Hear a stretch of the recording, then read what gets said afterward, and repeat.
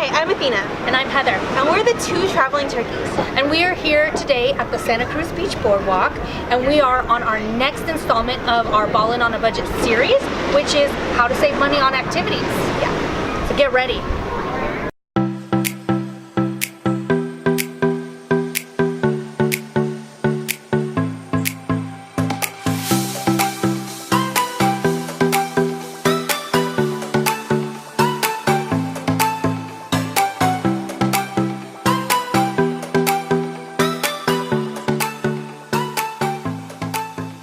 This is the part where most travel bloggers would tell you to cut out the activities. Like, instead of going to the Coliseum and actually going inside, viewing it, doing the underground tour, they tell you to just look at it from the outside to save money. But those bloggers would be full of shit.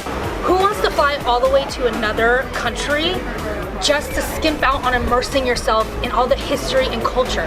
Yeah, like, who wants to be on vacation worrying about every dollar they're spending?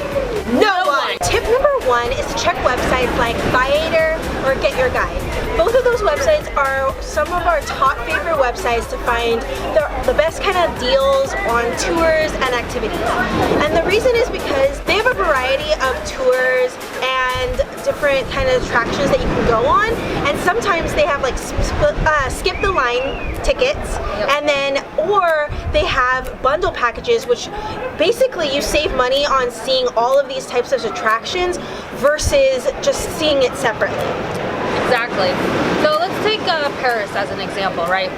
Generally when you go there, you probably want to see the Louvre, the Eiffel Tower, and then maybe the Siena boat ride.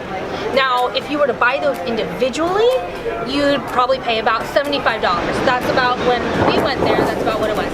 But through Get Your Guide, when we bought it together, and it was only $55. Plus, we also got skip the line, so we never had to wait. Which, come on, when you're on vacation, who wants to waste time in line? So not only did we save money, but we also didn't have to wait in the obnoxious line. The best of both worlds. Seriously.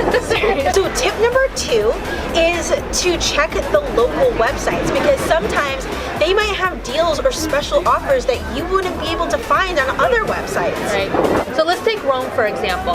So instead of going there and buying a ticket or even going on the regular website, we actually found a local Rome website that had the option to book an underground tour, which by the way is awesome, and I'll get into that in a second. But for only $8 more, not only did we get the secret underground private tour, but we also got to skip the line. And that line is 3 hours long, all right? Nobody wants to wait that. So let me tell you, even without the underground, the $8 is worth not waiting in line. But this underground tour was awesome because we also got to go into these secret viewpoints that nobody else got to go in. So in the end, it was worth it. And again, we got to see underground, which is also another spot you don't get to go if you buy the regular ticket.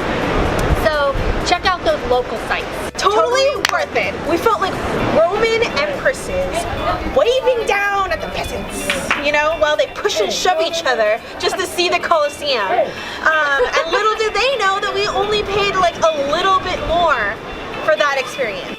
Alright, so here are our two turkey pro tips. The first one is, when you're going to the Coliseum, buy those tickets early because they do sell out quickly. They do.